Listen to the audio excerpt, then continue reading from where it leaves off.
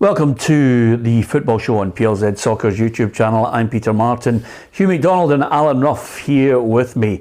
More misery ahead for us, 4 or 5 days of really hot weather, which means pigeon legs will be here annoying the life out of everybody. There's a real clamour to get them to wear trousers now, Hugh. But it's just, can I put my name? See that clamour, can I put my name to it? It's annoying some people. It's 25 degrees out there. Yeah, and yet another new golf top, by the way. Is there? I don't think when the cold winter comes in, you'll be worried about your allowance, by the way. No, not at all. No, when the cold weather comes, I'll have trousers and have jumpers and everything on. There's no doubt about it. You've got to enjoy it when it's there. Yep, I agree with you, Ruffy. Okay, we've got lots to talk about. You can give us your thoughts on Rangers, of course. It's a big night against USG. Our reporter, Kerry Pollock, is out there at Ibrox. Thanks, Peter. Yes, I'm here outside Ibrox, where tonight Rangers will take on USG in the second leg of their Champions League qualifier, where they will have to overcome that 2-0 deficit. We spoke to the manager, Giovanni van Bronckhorst, yesterday. He told us that both Ryan Kent and Fashion Sakala are back in the squad, and with Alfredo Morelos fit, he's hoping that the striker can bring some goals to the game. We also spoke to John Lundstrom, the midfielder, told us that with the experience that this squad has in European football, that it's ludicrous for anybody to count them out. And with a packed Ibrox on their side, like they've shown before, they are more than capable of turning this tie around. Well, that's the big question that Kerry has posed there. Can they turn it around, Hugh? I think they can. I think they can, Peter. And I didn't think that last week. I thought, after the result, I thought this is might be a mountain too high. But I watched the game again, the first leg this morning, and it kind of confirmed my belief that Singuala, as we said last week, there wasn't a gimme. So there wasn't a surprise, Rangers getting beaten, but the 2-goal thing I think was a surprise. But I watched Union, and I'm not overly impressed with them, Peter. Yeah, I didn't think they were any great shakes. Decent, not. So I think if you look at what Rangers have done in Europe, certainly and even in the last season, beat Red Star 3-0. The result against Braga, beat Leipzig 3-1. You tend to think, it's not insurmountable. It might take extra time. Yeah. I was interested with the bookies have got Union long odds on to qualify. Yeah. Rangers are 5-2 against to qualify, so they're looking at perhaps another way. But I think it's on. Yeah, so do I, Ruffy. I mean, I'm not dismissing Union out of hand because they're more than capable of snatching a goal. But I look at the way Rangers played at the weekend. It's another week. It's another week of training. Okay, there's a couple of players that have gone. There's no use looking back now. The Bassi and the Joe Aribo have gone. It's all about, the likes of Tillman. It's the likes of Tom Lawrence. Can they make an impression? Ryan Kent, Morelos, what part they play. If they play the full 90 minutes, then you've got that full Ibrox bouncing. Yeah, I think team selection is vital. I don't think they'll score 3 goals in the 90 minutes, but I do think they'll score 3 goals over the extra time. My only worry is when Jim Patterson gave us that stat that this team have won 14 of their away games in their league last year. So it depends how they treat this game. If they sit in, I think they're asking for trouble. But if they try and hit Rangers on the break, they've got a wee chance. But as you said there, the stats are there, for Rangers to turn this around. We always say get a goal early on, and the Rangers have been getting goals early on in Europe. They've really just gone for it and getting a wee reward. And I think this team got beat 3-0 at the weekend. I don't know what kind of team they do, but they got beat 3-0, so it's not the kind of result you would want taken to Ibrox. Yeah, you just wonder how many players he rested ahead of it. 8 of the starters. Yeah, that's what I thought. 8 of the starters went, so it was, still a strong team. They had to get beat 3-0, Yeah, absolutely. Okay, I'm going to go. Listen, by the time that the programme goes out for other people across the globe and some people who watch it at night, we could be lying with egg in our faces, but I still think they can win it and go through.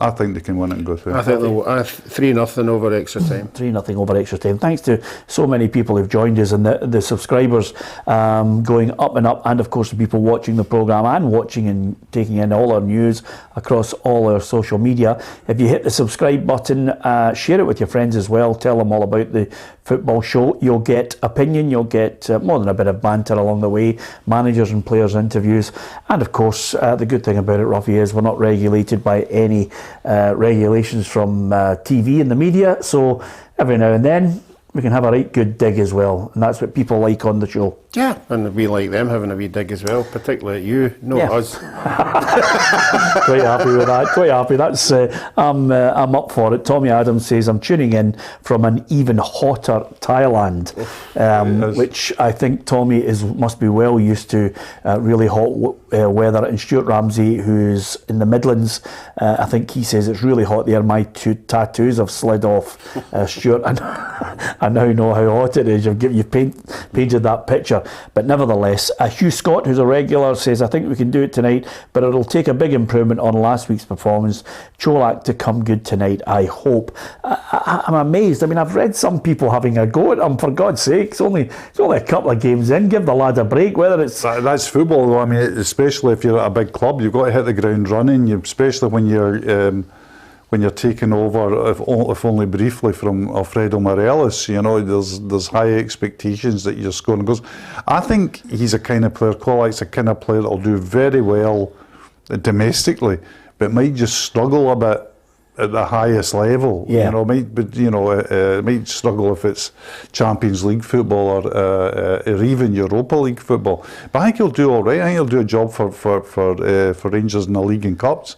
But Morelos and Kent tonight, that is a real dilemma for Van Bronckhorst tonight. I mean, you've got to think he's going to definitely at one point employ Morelos, because Morelos came on, however briefly at the weekend. So what does he do? Does he go early, or does he keep him up his sleeve? No, he goes early. He goes early and just gives them a huge lift, get the early goal, watch them collapse, and then take it from there. Thanks to Jimmy Duffy says, I'm sorry I'm late. Peter, do I need a note? Sometimes people just sit down and think, oof, I've missed the first minute. And I always feel as if the first minute's your strongest on the programme, Ruffy. Thanks, and he missed that. Well, then you fade away. He fades. Well, with 10 years of him, we know exactly what to expect. Just when he said a note there, I wonder who could come up with the best note they've ever taken into school with them. Yeah. No turning on. I bet there's a few crackers. There is a few belters. Peter does not want to do his maths off. Gregor Stevens, there's a name from the past, eh? Oof, I love that name. Yep. John Gagan tells some great stories, but this is if this is indeed this man's name, I'm going to take it at face value. He says, isn't it hilarious how Peter slaughters Tam McManus for always saying Aberdeen will have a good season, yet here you are doing the same with Rangers in Europe? So let's bite on this one, because quite simply, we always, whether it's our reporters who work for PLZ or indeed when we're going to games, the key is never to let your eyes deceive you. Mm-hmm. And Aberdeen were ranked rotten last season. It doesn't matter what manager was there, they were absolutely poor. Rangers have got the pedigree and the stats to back it up. And I think it'll be poor if Rangers go out tonight. Oh, it'll be very poor. I mean, the odds, we know the odds, the bookmakers' odds are stacked against them. I mean, but what they've got to look at is to say, right, they've got to be sitting saying, right, do we have the quality in this team? And say, well, we'll have the quality to beat Dortmund and Leipzig and Red Star and Braga and contest for 2 hours with Eintracht Frankfurt. Should that be enough to beat Union St-Gilloise? Well, you would say yes. But football isn't that simple. We know that this is... We said it last week, to be fair, before the game. We were talking last week, and let's not think about PSV or Marseille. Monaco, sorry. Let's get over St-Gilloise first, and it'll still be a challenge tonight. If they get through tonight, this is going to be tough. This is going to be tough. But I think they might. I think they might get through. I think because of just because of the crowd, because of the confidence. Key to it is starting well, I think. Yeah, okay. We've got lots to talk to you guys about tonight, just lots of little things out of left field. You can always tell when it's midweek, Ruffy. There are little stories that catch your eye that we'll have a wee natter about in football, and obviously everyone can give us their opinion as well. So we'll talk about your big man Haaland. I want to get your thoughts on that. Motherwell, Jack Henry, also Jim Goodwin. We'll talk about also something that I thought was interesting at the weekend. I mean, we haven't had your thoughts on the weekend's football, but I wonder, Hugh, I caught up with Fraser Wishart at the Motherwell St Johnstone game, and he was actually I was asking him how things were going, because they take care of the union and the players that are in the union. How many Scottish players started in games? It's an interesting stat that we've got. You can see coming up on the screens the number of players who started in each side. Dundee United with the most, with 7. Motherwell with 6. Hearts 5, with Hibs at 5. Livingston and St Johnstone 4. St Mirren with 4. And then it's Celtic and Kilmarnock with 3. Rangers only had 2. Scots, Ross County 2. And Aberdeen 1. Is it one of those situations where that's not a bad percentage for the majority of the clubs, or should we be worried about the influx of players that are stopping our players develop in the top flight? Because I always feel as if you have to have a player capable of getting 100 to 150 games, as Mark Jota used to say. If you can get a youngster playing 150 games in the top flight, he'll be doing all right. I think it is worrying. I think it's a concern, and not in a chauvinistic way. I just think it's a concern that, as you see, if there's a ceiling that kids are hitting their head against, it's detrimental to the international game and to the Scottish game in a wider sense. But I think it's very, very predictable, Peter, because if you've got a league which so punishes, failure. Yes. You're cast away, into the Championship, which can be a very difficult division to resurrect yourself from. I think, it's easy to see why, people will say, well, I'll go for the quality that's on offer, for £1,000 a week, because they'll not be getting much more than that. Many of these incoming players that have played your 100 games in Slovenia or Finland or wherever. I think it's understandable, but I do think it's worrying. Yeah, I'm obviously going to look and keep a close eye. I think it's a greater chance of more homegrown players playing in the lower leagues, Ruffy, it's fair to say. But, how many have you got at Partick Thistle that would start off the top of your head? Would it be more than 5? Scottish boys? Yeah. Oh, most definitely, yeah. And our academy boys. Collie gave 5 of them a game against Motherwell before Motherwell went into Europe. So you've got to be a club that's going to be seen to be giving them a chance. And I think you see Rangers and Celtic now, they are throwing their players out. They are throwing them away and play somewhere else. And if they don't let them go, they keep a hold of them in case they are maybe producing something they don't. And the wee boy Lowry at Rangers is a perfect example. Yeah. He would walk into any team in the Premier League, but he's not getting a game at a top level. Signed a new deal as well, and any agent will tell you, signed a new deal, he's on money, that's what it's all about.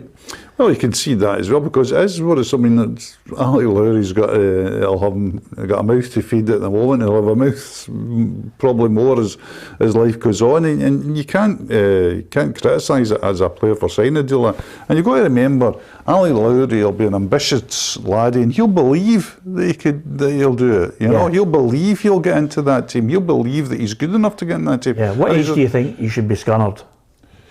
Honestly, much younger than other people think. I think by 21, if you're not doing anything in the first team at 21, you've got to move. 21. There was some stat that 80% of the players in the Champions League knockout stages, 80 to 90% of them, had made their debuts at 18. So if you're going to be a top player, you've broken through at 18. Now, not everybody can be a Champions League player, we accept that. But I think you must be looking at yourself at 21, because if you're at a club at 21, you've been there a long, long time. Yeah, well, I'd like to see Alec Lowry eventually get into the side, because we've had wee snippets of him, and it certainly looked really promising. And with that in mind, Ruffy, Motherwell have got a big dilemma, because when they eventually, whether it's today, tomorrow, or before the end of this week, announce who their manager is, he's got that dilemma, because Jim Patterson mentioned to us last week there is a batch of Motherwell players coming through that the manager could call on. There's a good young batch coming through, so it's whether they go for a Stephen Hamill who'll embrace it because he knows it, or whether they go and start looking elsewhere. I feel as if they bring another English manager in, or a foreign manager, I feel they will be more. Right. Well, I don't want to be xenophobic about this, as we were talking about earlier, but I think they'll be more inclined to look to players that they know from where they've come from. Yeah, it will be a setback for the the young players that are hoping to break through. And Motherwell are a perfect example. Again, young players a chance. You know, if they're seeing them behind the scenes, they're seeing them day to day, and sometimes they do throw them in, and they can do it. But you're right. You know, if a manager comes in for left field who doesn't know any of these players, probably doesn't even know their names, you know, and it's going to take him a time for him to assess them. He's going to look at, as you said there, players that he knows or he's played with or seen or whatever. So the young players who think they're going to break into the team will be a wee setback for them. But every job's the same. And if you start a radio station or a digital company or whatever tomorrow, if I start a newspaper or a blogosphere, and you've got to hit the ground running, you've got to be successful right away. Yeah. You're phoning up guys that you know, that you can say, well, you know, I'd like to employ this one and that and give them a chat, but I've got to meet this. Every manager that's coming in now, that's what I'm saying about the Premier League in Scotland. There's no room for manoeuvre. You're coming into Motherwell now. The first thing, as a manager, you're coming into Motherwell and say, we didn't bother. Yeah. We didn't bother. 2 games in. I mean, I know they've won a game, but they're saying, no, my priority is to stave off any threat of relegation. It's as simple as that. Yeah, that's because of the nature of the league. Although you say there, Hugh, that if you come into any job and you obviously you've got to use every contact you have, it's not always set in stone that way, because as you well know, 10 years ago we started PLZ and we thought, roughly three World Cups, played with countless world class players, has played in big matches. I thought to myself, he's going to have a contacts book to die for. We're going to, I'll not need to fall back in my 25 years in journalism. I'll be able to look at his contacts and they'll all be rolling in here. But there's not a big call for European football with just Jim Leishman as a contact. No, Ruffy's our Pogba. Ruffy's our Pogba. I think you're right. We put all our resources into him. Yeah. We backed him. What we get out of him, 1 game a season, 2 games a season. Absolutely. 2 minutes at the start to show that the boys missed it as well. Exactly. And the funny thing is, you said that there, and the only thing that was going through my head is that, while you were saying he's our Pogba, I could hear the echoes of Sir Alex saying, you'll never win anything with that boy in your team, eh? So you're right, Hugh. Absolutely. And it's thank God I had a contacts book to get those boys in. Anyway, apart from anything else, Motherwell clearly have a big decision to make. I mean, I was at the game on Saturday and Stephen O'Donnell came in, no punches held back. He wasn't happy with Graham Alexander. Of course, he lost the captaincy as well, and now he says that there's a real need for Motherwell to get it right with a new manager. You can still sign good players if you have a style of what you want to play. I think one of the things the fans weren't happy with was the previous style. So if you want to change that style, you need to bring in players that fit a profile that can change the style. Again, and that's a club decision, that's not a managerial decision. You then bring the manager in to suit that style or philosophy or agenda. So look, it's I think we all want to just get our heads down, work hard. We're getting the opportunity to do that with the gaffer just now. Yeah, I think a lot of the players like Stephen Hamill. It's whether they decide to go in-house. I mean, there's no logic to football, as we know on a regular basis when we read out quite a few people who talk about football. You see people getting jobs as managers and you just wonder how the hell they've given a business to someone who's sometimes a complete novice on it. And sometimes we're in a situation where, I mean, somebody said to me in the press box, he's not getting the job now, he's lost a game, Stephen Hamill, and I thought to myself, really? How can you get to that logic after 2 games as a caretaker? What you've got to do is decide, and I always say, what these people should decide. What do we want? Right? What do we want out of this? What is our way forward here? And the way forward sometimes has got to be really short term, because you saw the way Hearts messed up short term the season they were relegated. I mean, bringing a manager at Christmas that is going to change the entire formation of the team, get the team playing in a way which is totally alien to them while they're in a relegation struggle. Madness. So what you've got to say, right, what's our priority here? What's our budget here, etc., etc. And I think if you look down coldly and soberly, and no managerial appointment is guaranteed success. I think Stevie Hamill ticks a lot of boxes, Peter. Yeah, so do I. Yeah. Yeah, I think anybody who's been behind the scenes, you know, at Motherwell, they are a fan-based club, aren't they? You know, so they have a lot of supporters on there. Not 50-50, I would think there'd be businessmen on it as well. But it depends what kind of approach they want to go down. You know, if that's the road to go down it. You know, but you've got to back it up. You know, it's okay saying, yeah, I'm working with these young players, and I think 2 or 3 of them are ready. But if they're not ready, you know, your club's in a bit of trouble. You know, so it's a big appointment. Yeah, absolutely. At the weekend, Hugh, we're a bit worried about you in the Predictor, to be perfectly honest with you, because as you can see from the scores so far, there's already a gap opened up there. And when there was a gap last season, we ended up replacing him and sending him to a radio station. So I don't want to have to do that to you, Hugh, but you're on 11 points.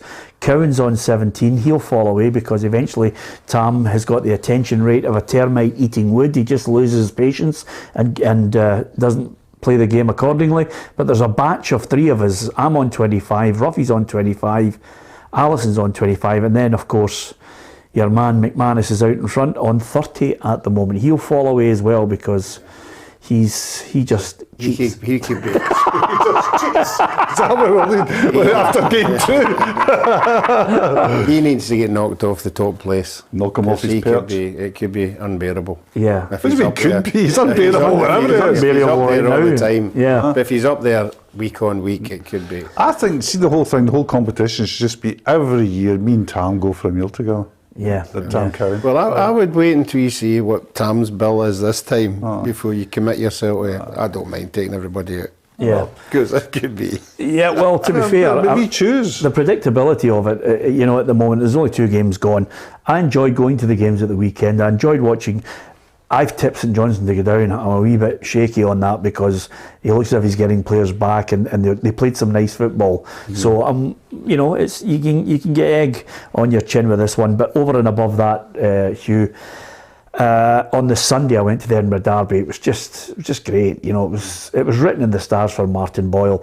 Even although I think Hearts should have hammered them out of the park. Well, I just watched the highlights because I was at a game myself. I was at Rangers Women, so I just managed to get the highlights of it, and it certainly looked at Hearts were the better team. But that was a big result for Hibs, and that's 2 big results they pulled out at the end of games. Yeah. So if they settle down, I think he's found himself, you know, I think he's found himself short of players, and Boyle coming back is huge. Yeah. Because suddenly there was a bit of threat in the final third, wasn't there? But Hugh, when I was sitting in the press box, I thought to myself, okay, let's have a look at the side. I mean, I know people will give me pelters here because there's some people who don't like Aidan McGeady because of what they think he stands for. I'm a McGeady fan. And I'll tell you why I'm a McGeady fan. He's got a trick.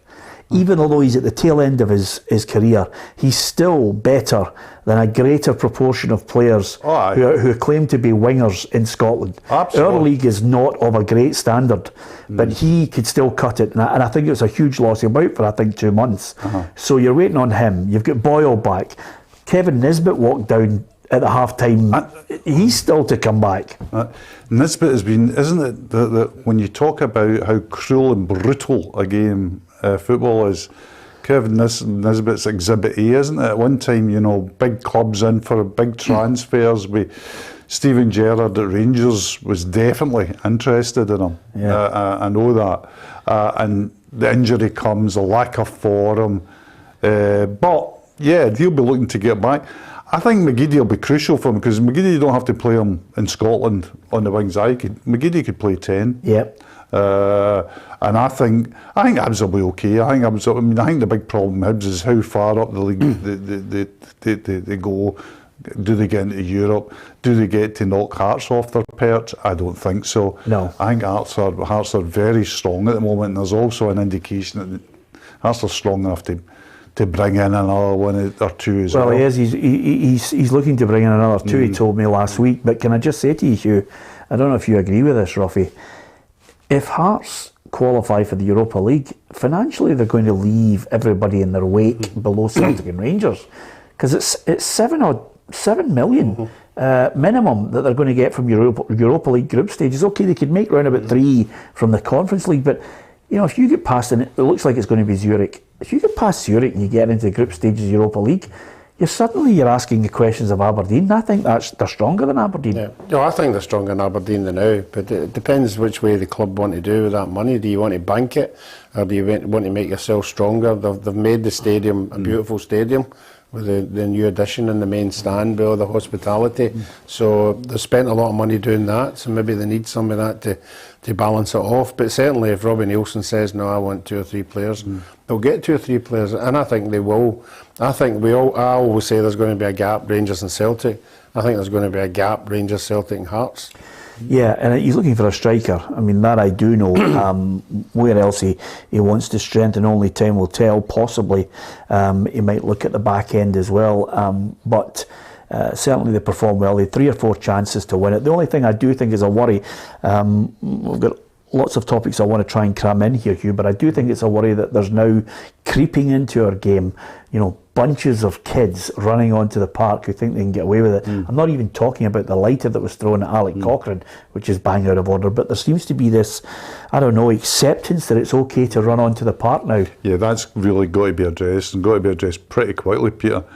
We've had a culture of items being thrown onto parks, not all coming, but regularly coming from the same areas of grounds. So that's got to be much better policed going forward, or somebody's going to get really hurt. Sort of ability to brush this off that shouldn't be, because these people are at their work and should be allowed to go about their business in safety. Yeah, absolutely. Eva says, has Tam taken you out for a meal yet, or is he in hiding? I mean, I think eventually Cowan will take us out for a meal.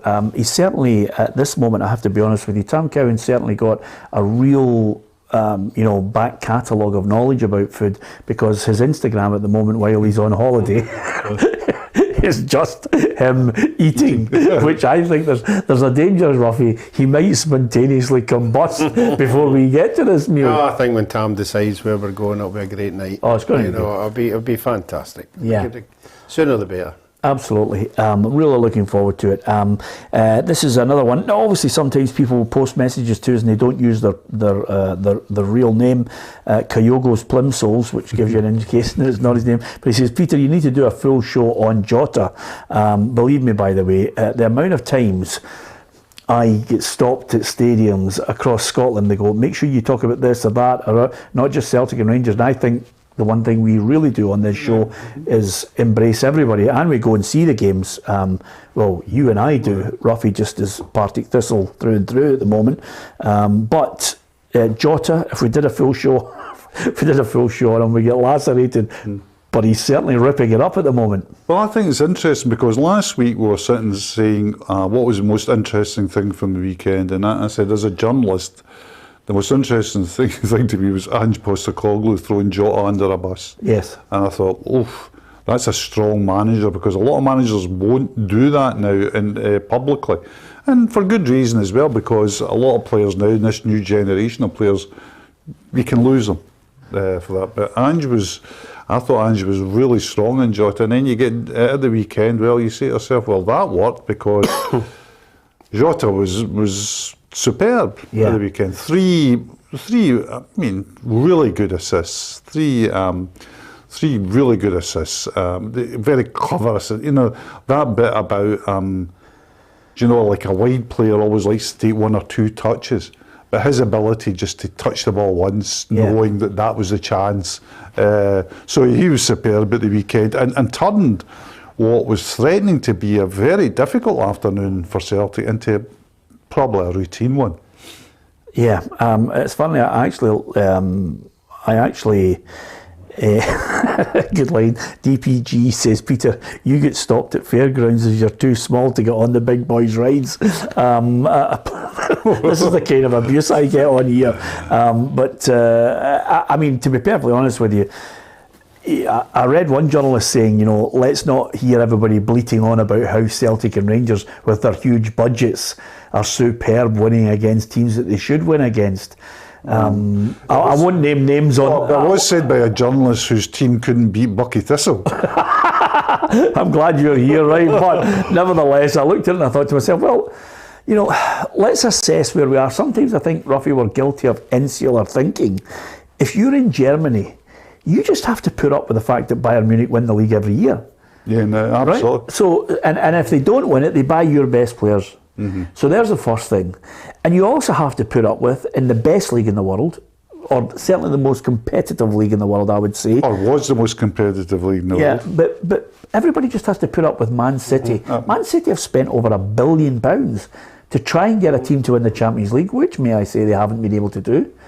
Yeah, so you just have to put up with, that's the nature of leagues around the world, which is going to bring me on to an article that Stephen McGowan wrote a couple of days ago. That you just have to make your team as good as what you've got with. Yeah. You know, and that's what you've got to do. You've got to try and make it better year on year, get better players in. You know, you know the budget you've got, but certainly they don't deal in budgets. You know, they've just got so much money. So that's why it is, and it's always been the case. Rangers and Celtic for a wee while have always been first or second, so you have to make sure you're third or fourth. Yeah, that's the targets. Yeah, absolutely. I would love, to be honest with you, Hugh, I'd love to have a situation. I know I sometimes seem like an old fuddy-duddy with it. I'd love to hark back to the days where you used to go on a supporters bus and you think, Aberdeen and Dundee United could batter you today easily. It was absolutely fantastic. I like the uncertainty of not knowing who's going to win, which brings me nicely to something that I know will anger a lot of fans on this programme who are not Celtic and Rangers fans, but Steve McGowan picked up a little tale which is doing the rounds, and it's not an old one. It's a story basically that again, it's the Bosman lawyer, Jean-Louis Dupont. Yeah. Sounds like an exciting murder mystery novel. But it's a legal challenge that's coming at the moment from, I think the team is FC Swift, are taking a legal challenge against the UEFA and also the Luxembourg Football Federation. Basically, they're trying to contest the fact that they're being held back playing in one league in their own country, and they want to do this cross-border league. If they get away with it, it sets a precedent which every other big club will be looking at and thinking, woof, bang the doors down, let's set up a Super League.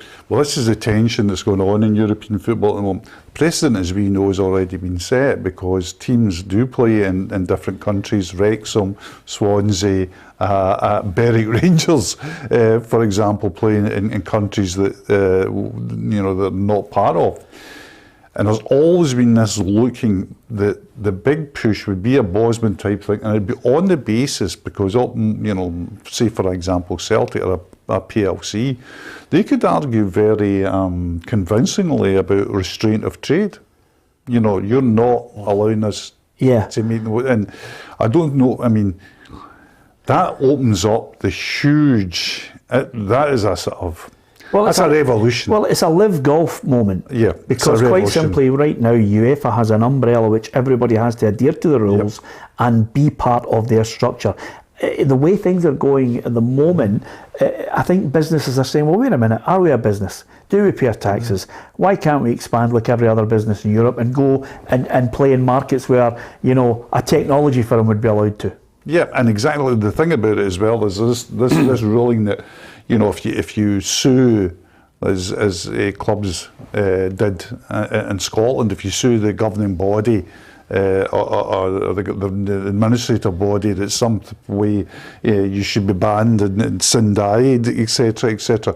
People are not putting up with that now, Peter. People are now looking and saying to themselves, why are we, is our business ambitions constrained by geography, frankly? Yeah. And that is and it's not just happening at Celtic, Rangers, or there'll be clubs in Ireland, there'll be definitely Benfica in Portugal. It's happening all over, and it's even happening at the very highest level, at the Man Cities, at the Barcelonas, at the Real Madrid, who don't want to buy into UEFA pie. Yeah, well, I know there was a discussion between an individual and a chief executive that basically was along the lines that maybe it would have been a good idea if, for example, Celtic and Rangers said, if you're going, 25 million of the pot that you're getting, which would be huge, get 25 million from Celtic, 25 million from Rangers, leave that with the clubs on a regular basis, and let everybody in Scottish football get on with a new league without them. Yep. Which, you know, is perfectly feasible. You know, you could, anybody that thinks that Scottish football will die without Celtic and Rangers, I think is being naive, Ruffy. You know, people cut their cloth and then they reorganise and then they evolve into something which again maybe has 3 or 4 other stronger teams. Yeah, it's well known. If you see a team out with Rangers and Celtic when they're successful, the fans are there. If you take a team to a Scottish Cup and you win it, the fans come back, and the crowds we've got are a perfect example. I think Hibs went into the lower division and started winning week in, week out, and storming away with the league, and then 17,000, 18,000. So a successful team will be supported. You know, I just think the revenue bit, as you've mentioned it, if you're going to substitute it, you know, that would be the loss. But the other thing as well is we've seen Rangers and Celtic doting teams about in the Lowland League. You know, if they were to go somewhere, whether it's England or a Super League, I'm sure they're big enough to leave a Celtic and a Rangers team in our league, and under whatever banner. That smacks of cake and eat it, doesn't it? Well, they're doing it in the Lowland League, and the clubs would go away, and finance. I think the clubs would bite on that if you said Lowland League rules. You can play in this league, but you can't win it. Yeah, yeah. Do you know what I mean? Yeah, absolutely. A couple of guys I want to get your thoughts on. Jack Henry told he's got no future at Bruges. It's a roller coaster, old Jack's been on, isn't it? Do you know what? And you're better placed than anybody, Ruffy. Although obviously you haven't had rejection. I'll try and head you off at the pass because of how good a player you were. But to be perfectly honest with you, God, can you imagine being a footballer? You're analysed every day of the week. You're slaughtered. Sometimes you're praised. And then there's that roller coaster of a manager comes in, doesn't like you, you're going out the door, or a manager doesn't like you, you're sitting on the bench. I'm thinking of Stephen O'Donnell at Motherwell. You know, it's Jack Henry. He must have a thick skin at the moment. Yeah, but at the end of the day, his agent will know that he's good enough. You know, he's a Scottish internationalist now. You know, he'll get a club. You know, so you just have to bite the bullet and say, well, I'll go somewhere else. And as long as you get a club that's reasonable and you're happy there, your family's happy, and also your bank balance is happy as well, you just move on. Yeah. You know, look at Lawrence Shankland. And I'm sure he'll be over the moon where he is now, you know, and he's tried it. And I think as long as you've tried it, you've just got to have it in your mind, well, it's not my fault, it never worked out. You know, I'm a Scottish internationalist.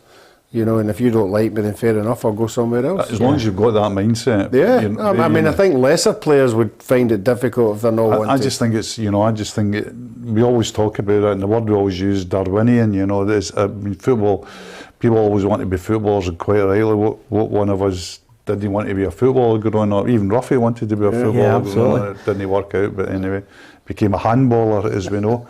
But if you're going into that environment, it's brutal.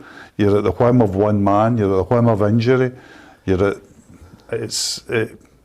really is. It's a difficult place to survive. And the stats tell you that. We all know people that we played in when we were younger, who we believed would be absolute certs, and never kicked a ball at the top level. Yeah, absolutely. Just a couple of little things that obviously I like to get to talk about the intricacies of the actual game when it's in the ebb and flow, Ruffy, and one of them is, should players be jumping into the crowd to celebrate? I mean, I did ask you earlier on. I don't want to be a killjoy, and I know it must be difficult if you score a goal, particularly in the last minute of a game, to resist running into the crowd. But I watched it at Ross County, and it's not the first time I've saw it. When a player runs into the crowd, there is a surge. There's a surge forward that somebody is going to get seriously injured. It might be a wee kid at the barrier. It might be an older guy and somebody is going to get hurt. And we all know it's a yellow card, and why put yourself through that? It was interesting. I looked at the Aberdeen game at the weekend. They've actually got boardings after the goal. So you would have to jump 2 boardings to get to their fans, which I think there's a boarding you can jump and be there in front of your fans without going the whole hog. Yeah, I think Kenny Dalglish managed to get past 2 boardings when he chipped the goal against Bruges in 78. He actually did a 10k, I think. That's furthest that Kenny's ever run to get to the fans at Wembley. I remember it vividly. Well, listen, this is Moritz Jens who said, you know, caught up in the emotion, delighted to jump into the crowd. incredible because you know, I always wanted to score in the British game, you know, and then to score and run into the crowd because there's no stopping, so you just run in with the emotions. So I think he's right. Emotions take over, don't they, Hugh? There's another one for the rules as well. It's supposed to be if you go to the crowd, you get a yellow card, right? Yeah, he should have been off. What about everybody else that follows them into the crowd? Yeah, well, book 9 of them. Yeah. You want 9 Celtic why players are they booked? not? He's going back to Souness. He'd be the only man in the park no boots. Well, can I tell you something? I should have actually downloaded it today, but I was late getting in. I spotted some of the messages that are coming in off our app as well. And thank you to the gentleman who did send me the photograph. I think it was actually it's, you know, on this day.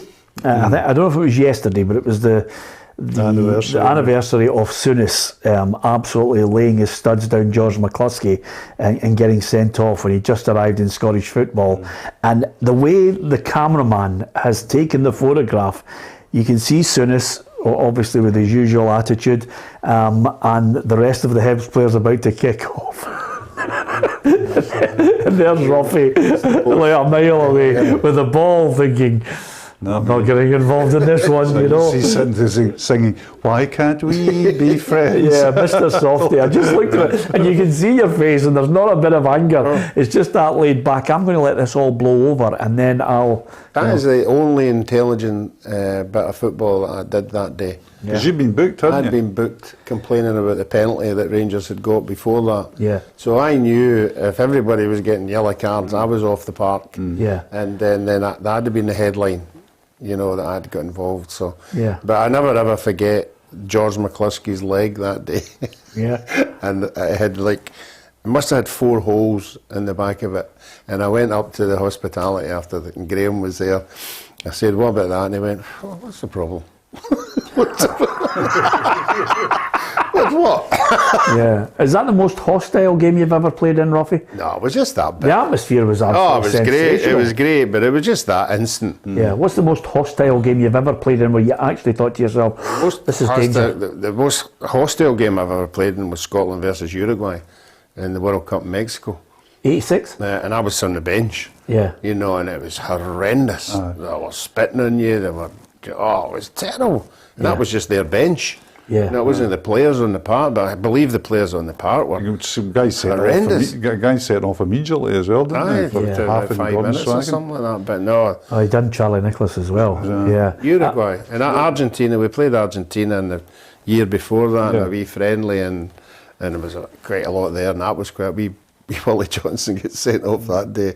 That was quite hostile. Well, it's usually for that area, you know, South America. I don't know what it is. I mean, you've seen all the games, the derby games over there. Yeah. If you've never been to a hostile game, go there and really enjoy it. Yeah, absolutely. Did they not have a game? I think that Uruguayan team had one really, really top drawer player. I think his name was Francescoli. It was. He was remember number him? 10. Yeah, he was number the only 10. decent player they had. Beautiful the rest of them were all hatchet men. It was like descendants of Claudio Gentili. Of course, but Uruguay's got this immense and wonderful football history. You know, a country of 3 million people. It's won the European. It's won the World Cup. You know, so it's got a great tradition. But part of that tradition is the South American tradition.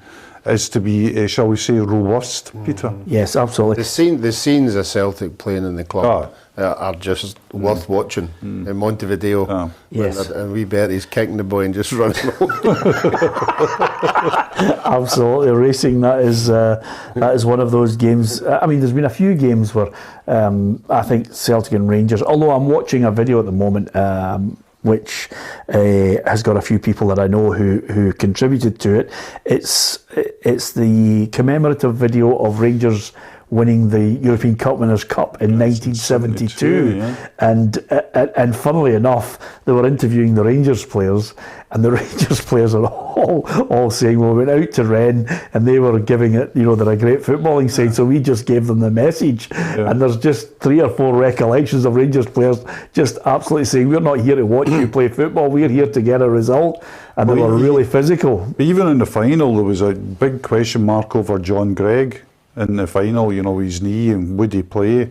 and could he play? Yeah. And then obviously Dynamo Moscow knew that, and they tried to target him early on. And if you watch the first 5 minutes of that, John Gray goes into 2 tackles. Just go. You say, well, no, I'm not going to bother with him again. You know. Some of the most terrifying experiences are in the tunnel. You know, when you're standing side by side to this team who don't know you and you don't know them, and you've got somebody in your team who just turns into a maniac, like Gordon McQueen. Gordon just used to go berserk, you know, and just shout at them in their faces. And can I just say, terrified. Just on that point, Ruffy, I must admit, from everybody on the football show, and Hayley works in our industry, I think from everyone on the football show, and certainly the people who contribute to our show, our thoughts are with Gordon at this moment. You know, I think he's really not well. I think the community knows that he's been suffering from dementia, Alzheimer's, and I think it's really taking a grip on him. A wonderful man, you know, worked with him at STV, and of course, you know, he had a great career with Manchester United and with Leeds as well, Ruffy, and of course with Scotland. You loved him. Yeah, he was a great made guy. Your job easy, didn't he? Yeah, he's a great big guy, you know, on and off the park, you know, great humour, great to be about, you know, and him and Joe Jordan were obviously big pals who went about together all the time. But you had great times with him and Joe Jordan. Yeah, we had super. Tell us about them, Ruffy. No, I can't. I'm gagged. You hate to gag me in that. There's a restraining order. Yeah, don't tell us that story. Anyway, apart from, well, you're talking about that. Can I mention my wee football memories yes, day? And I it's think an ideal time. It's an ideal time because obviously our thoughts are with Gordon at this time and his struggle, and his family as well, and Hayley and the crew. A great bunch. So from that point of view, footballers, especially, you know, Chris Sutton mentioned it about you know, his own dad. You know, Jeff Astle's family really have taken the fight to FA in England, and a number of people have been talking about how their dads, or indeed players now who've played professional football, have suffered from it. What is it you're involved in? I'm involved in Partick Thistle in a Football Memories Day. It happens once a month at the club. We invite not only our supporters but other supporters, not basically dementia, but the process of, you know, memory loss. And what we do is we invite them to the park. They come in, a wee cup of tea, a biscuit. We then have photographs of players down through the ages, which triggers obviously memories. Yeah. Not only do we do it, St Mirren do it, I think SFA do it, there'll be other clubs do it as well. But it's just heartwarming to see. We have two guys. We have a wee guy who's 93, who looking at players from the 50s and the 60s and the photographs, Twigger things. And I must mention one guy today, and there's always one thing. He was a new today. His name is Barry Brown, and he was 90. And he sat there looking at all the cards, and the cards were coming round, players for Aberdeen, St Mirren. And there was a card for Queen's Park. Yeah. And I hope I get the name right, I've been asking Hugh. And he looked at it and he went, "Oh, I know this photograph. It's Junior Ormond. I'm sure it's Junior Ormond. He played with Queen's Park." Right. And he said, "Yeah, I played with him." I went, "What?"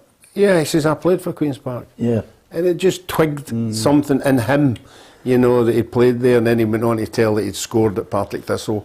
And he was a Queen's Park player. Yeah. And, you know, but he doesn't want to talk, he just didn't want to, you know, be big-headed about it, and he just wanted to talk about it, and then everybody else chips in with bits, and to see them all. Years ago we went, before COVID, there was a referee there.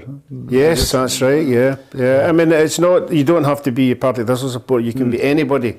And you don't have to come yourself, somebody can bring you along. Yeah. And it's a fantastic day. How do you find out about it? I think probably in our case it'd be through Partick Thistle, but if you're a St Mirren supporter, you can go through St Mirren. I know the SFA do one as well. If you go into Football Memories Scotland, type that in, and that'll give you all the resources. Peter. Great. That's how we like to get the message across there. Absolutely fantastic, Ruffy and Partick Thistle and all the others who get involved in that, because it's just great to look back and things like that. I mean, that aside, it actually brought me up to something that I remember it's on social media now. The reporter who is walking through Liverpool, he's getting everybody prepped up for the big Everton Liverpool, the Merseyside derby, and he says, I don't know if you remember the last time, I think it was Everton and Liverpool played in a cup match against each other, and the boy says, yeah, I remember I played in goals. Tommy Lawrence. I had one of the great stories. A friend of mine is Ali Dick, who of course played for Ajax and Tottenham Hotspur. And Ali's a very quiet guy, and he was on a Stag Night once, and he's very humble considering he's got 3 European medals. Not many Scottish players can say that. And a very humble guy, he's standing, and this guy was at the Stag Night who he didn't really know, was watching Real Madrid on the television and saying, oh, that's a great place. I got corporate there, and I was there, and he turns out to Alistair's just sitting quiet. Have you ever been there, Alistair? And Alistair says, I scored there. It's a great line, isn't it? And he did. Played for Ajax. I know. He was in the front 3, and you'd have to prize this out of him. He was in the front 3 of Van Basten, Bergkamp, and Dick. Yeah, although that reminds me, and I hate to tell you because you know it so well, this story, and Ruffy, I think you would know it as well, but for some people of a certain vintage who watch the programme who don't know it, Bobby Lennox tells that great story when they were at the pool, and his wife, and they're sitting next to this couple, and she's got the medal, European Cup medal around, and the woman says to her, what's that medal you got there? She says, oh, it's my husband's, he played in the European Cup final, you only get this if you win it, and she says, yeah, my husband is 3.